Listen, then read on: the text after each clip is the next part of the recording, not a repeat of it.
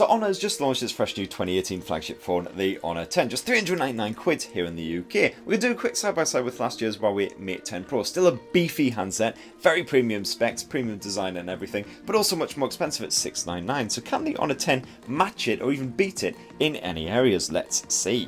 First of all, stick them side by side, and unsurprisingly the Mate 10 Pro is still the girthier handset. It's a 6-inch handset, despite the fact that the Honor 10 is not much smaller, it's 5.84 inches. It does seem a lot more compact. That's helped along, of course, by the fact that it has this lovely notch effect up top, lovely or not so lovely, depending on your point of view. That just helps the screen to stretch almost all the way to the very top. The bezels are nice and skinny, and of course, it just feels that much more comfortable in the hand.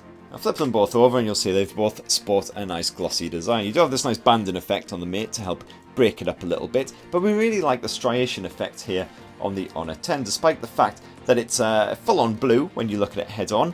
When you tilt it to the side, you see you get this nice sort of purple hue coming through as well. It looks very, very snazzy indeed. The Mate 10 Pro is actually mostly made of metal, just here underneath the glossy surface, and it's also IP67 water resistant as well, so you can give it a bit of a dunk and get it very, very wet and it should be absolutely fine. Unfortunately, there's no water resistance, no IP rating whatsoever on the Honor 10. You'll notice also, of course, that the Mate sports a rear-mounted fingerprint sensor, which just falls naturally under your finger when you pick it up, and you're straight into your desktops when you give it a tap, like so. Very little delay whatsoever. It's actually housed beneath the display instead on the Honor 10. It's actually built into the glass as well, so it's supposed to work better when your hands are wet, though we haven't really noticed this in everyday use. But once again, just a quick tap and you're straight into your desktops. A nifty alternative as well to the fingerprint sensor here on the Honor 10 is the facial recognition, which you can set up if you dive into the security settings. Now once you've got that set up, all you need to do is basically just hit the power button. It should recognize your face, and as you can see, just bypasses the lock screen and you're straight into your desktop. It's very handy if you're wearing gloves or for some reason just can't access that fingerprint sensor.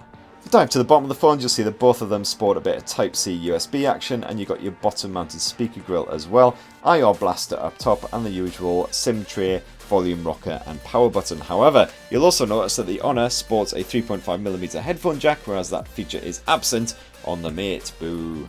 So what about that screen tech? Well, very, very different. You get a 6-inch OLED display here on the Mate 10 Pro, whereas on the case of the Honor 10, it is a 5.84-inch LCD display. That said, even though it's very different screen tech, there's not a massive amount of difference in terms of general colour reproduction, saturation, all that kind of thing. You get a nice punchy effect in both cases, helped along by the fact in the Honor 10 you can dive into the display settings, go to colour mode and temperature, and as you can see the vivid mode is activated by default. And in both cases it's a full HD plus resolution as well, so you can see nice crisp image reproduction. You'll struggle to notice any difference there whatsoever.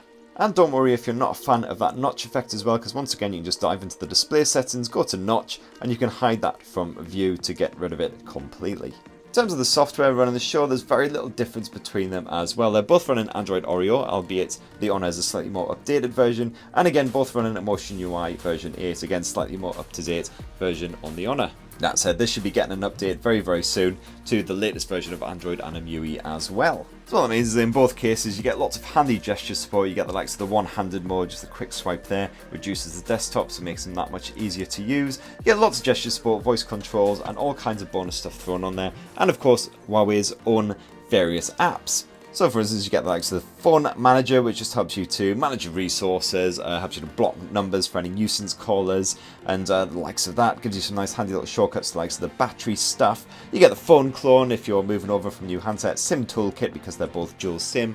So lots of bonus modes thrown in there on top of Android. And in terms of the general performance, you'll not notice any difference as well. It's once again Huawei's own Kirin 970 processor, backed by 4GB of RAM, although you can actually get the Mate with 6GB of RAM if needed. And in either case, basically your apps will load up instantly. The latest games play absolutely no problem whatsoever, and you shouldn't notice any struggle with frame rate performance, any of that stuff over the course of a 2-year contract. However, when it comes to the battery tech, there is definitely a difference. The Mate 10 Pro is the winner by a landslide in this case. It's got a 4000 milliamp cell, which can keep you going for up to 2 days, even with lots and lots and lots of use. Whereas in the case of the Honor 10, it's not quite so big. It's a 3400 milliamps, so still certainly does itself proud. And again, you'll get up to a day and a half of life, even with quite intensive usage. And in both cases, they support the likes of power saving mode, ultra power saving mode. So if you are down to your last dregs of juice, as we almost are with the Honor here, you can just switch that on. It just culls some of the background tasks and the rest of it, and just gives you that little bit of extra life when needed. You can also hit the optimize function. That just gives you some little tips and tricks on how to get the most from your battery. And in both cases, they support a nice bit of supercharge action as well, so they'll power close up to full, certainly enough to see you through a full day with under an hour at the plug. And of course, they stay nice and cool during that charge-up period as well. And what about the storage? Well, you get a choice of storage here with the Mate. You get a choice of either 64 or 128 gigs. This is the 128 gigs model, as you can see. Whereas the Honor in the UK only comes in 128 gigs. So plenty of storage space for all of your media apps and all the rest. But unfortunately, there's no expansion via micro SD. So you are stuck with whatever you've got. So what about that camera tech? Well, as you may have noticed earlier, they both support a dual lens setup. It's a horizontal setup in the case of the Honor 10, whereas it's vertically aligned on the old Mate. Of course, you'll notice a nice bit of Leica branding here on the Mate. That's created in collaboration with, of course, the Leica photography brand, whereas there's none of that on the Honor, just AI camera. It uses the same AI camera mode as the Huawei.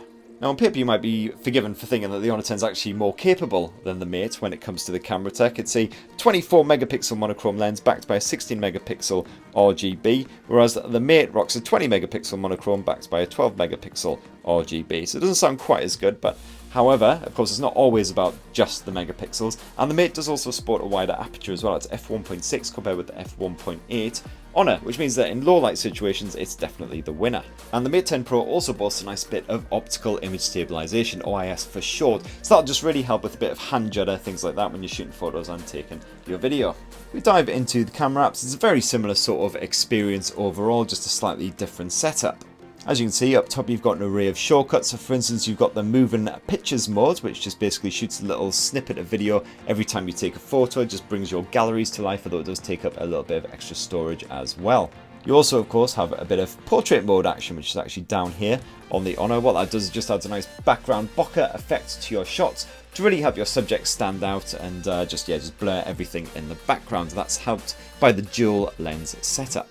And in both cases, the phones are super smart as well. They've got a bit of what Huawei terms AI smart, AI photography. And that just basically assesses whatever you're trying to shoot. If it's a beautiful vista, if it's a person, a cat, whatever you're trying to photograph. And then it will automatically adjust the settings for the best possible result. And while you don't have this separate AI mode here on the front screen of the Huawei Mate 10, it does this very same thing because it's got the same Kirin 970 chipset. And of course you get a whole host of bonus photography features as well, bonus camera modes and the rest of it. So you can shoot time-lapse video, slow motion video, you've got your HDR mode which is separate there. You can take 3D panoramas, all kinds of sexy shenanigans, which to be honest, most of these modes will probably just go completely ignored by the average consumer, but they're there if you want them. And if we swap to good old video mode as well, you can shoot up to 4K resolution video in either case. You also have a choice of diving down to full HD at either 30 frames per second or 60 frames per second as well when needed. And the Honor 10 also comes with a bonus mode of Full HD Plus, which suits that stretched aspect ratio of the smartphone screen. As for the front-facing camera, it's actually only an 8 megapixel f2.0 here on the Mate 10 Pro, whereas that's bumped up to a 24 megapixel f2.0 here on the Honor 10. But to be honest, the Mate is perfectly fine for snapping your face. You don't need 24 megapixels if you're just going to take a quick Facebook selfie or something, so either will do the job. And that in a nutshell is the Huawei Mate 10 Pro versus the Honor 10. As you can see, apart from a few little areas such as the massive battery in the case of the Mate 10 Pro, there's not really much in it. The performance is basically the same. The camera is still very, very good on the Honor 10, even if it lacks things like OIS and stuff like that. But yeah, you'll still get a very premium experience and some very nice design. It's actually a little bit more compact as well, which makes it easy to handle, which is definitely a massive positive in our eyes. So let us know in the comments below which one you think you would prefer. Would you stretch your budget up for the likes of the Mate, or would you just stick with the much more affordable and very, very lovely Honor 10? Thanks for watching everyone. Cheers, bye.